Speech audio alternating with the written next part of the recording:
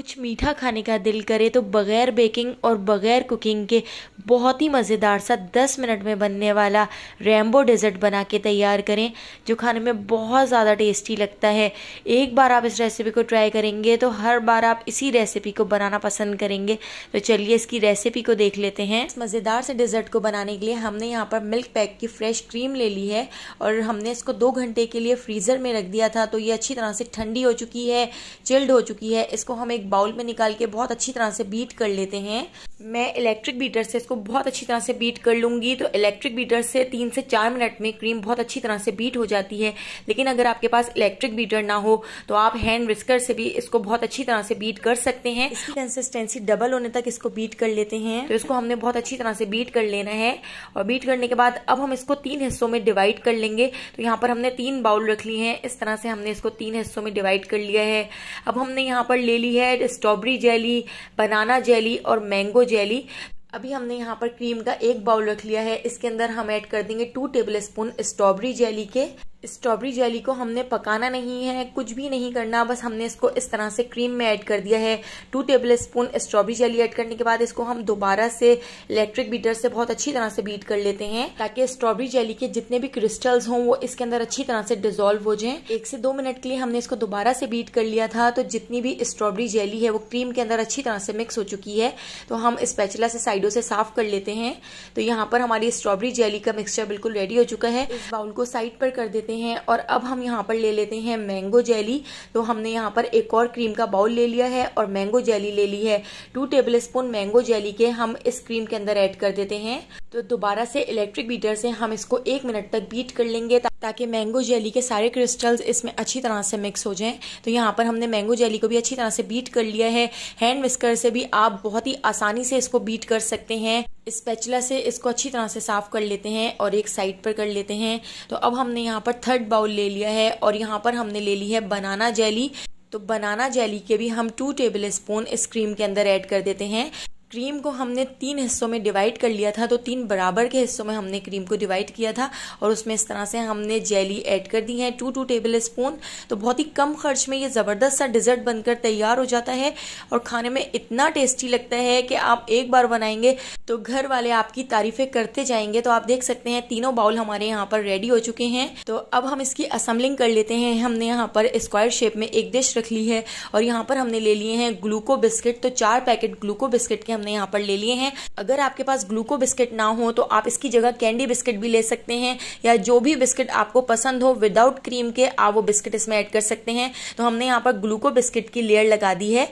कोई पहचानेगा भी नहीं कि आपने इसमें ग्लूको बिस्किट ऐड किए हैं। खाने में बहुत ही जबरदस्त सा डिजर्ट है। इसके ऊपर हम लगा देते हैं बनाना जेली की लेयर। तो इस तरह से स्पैचुला से अच्छी तरह से सेट कर लेते हैं और पूरी लेयर हम इस तरह से बनाना जेली की इसके ऊपर लगा देते हैं। तो यहाँ पर हमने इसको बहुत अच्छी तरह से सेट कर लिया है। अब इसके साथ ही हम दोबारा से इसके ऊपर ग्लूको बिस्किट की लेयर लगा देते हैं। ग्लूको बिस्किट इसमें बहुत ही मज़ेदार लगते हैं, इसलिए मैं यहाँ पर ग्लूको बिस्किट इसमें लगा रही हूँ। आप अगर पसंद नहीं करते तो आप दूसरे कोई बिस्किट इसमें लगा सकते हैं, या आप बिस्किट को स्किप भी कर सकते हैं। अब हमने यहाँ पर स्ट्रॉबेरी जेली वाला मिक्सचर ले लिया है और उसको हम इसके ऊपर पोर कर देते हैं। अच्छी तरह से स्पैचुला से इसके ऊपर सेट कर लेते हैं। साइडों से साफ करते हुए स्पैचुला से अच्छी तरह से इसको सेट कर लेते हैं। तो यहाँ पर हमने स्ट्रॉबेरी जेली की लेयर भी लगा दी है। अब हम दोबारा से ग्लूको बिस्किट की लेयर लगा देते हैं। ग्लूको बिस्किट की लेयर लगाने के बाद अब हम इसके ऊपर लगा देते हैं मैंगो जेली का मिक्सचर। तो मैंगो जेली को भी थोड़ा सा इस तरह मिक्स कर लेते हैं और इसके ऊपर इस तरह से इसकी लेयर लगा देते हैं।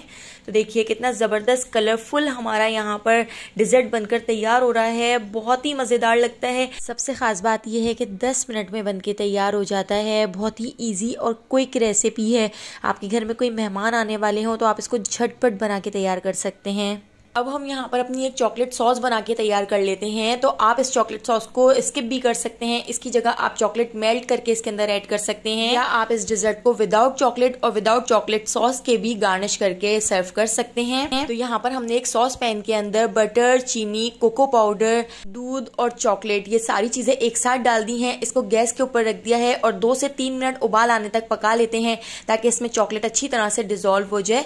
तो यहाँ पर हमारी चॉकलेट सॉस बनकर रेडी हो चुकी चुकी है। तो थोड़ी सी ही चीज़ों से ये काफ़ी सारी चॉकलेट सॉस बनकर तैयार हो जाती है। तो यहाँ पर हमारी चॉकलेट सॉस रेडी हो चुकी है।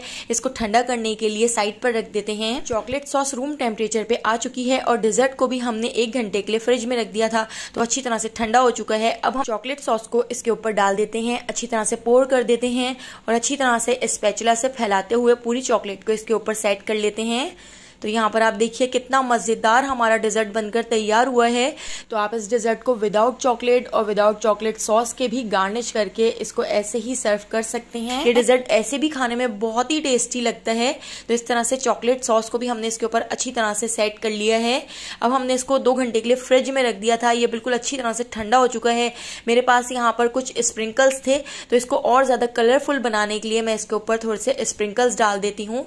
इसको ज़बरदस्त सा गार्निश कर लेती हूँ। अब मैं आपको इसको काट के दिखाती हूँ। इस तरह से हम इसकी कटिंग कर लेते हैं। तो देखिए कितना मज़ेदार सा डिज़र्ट है।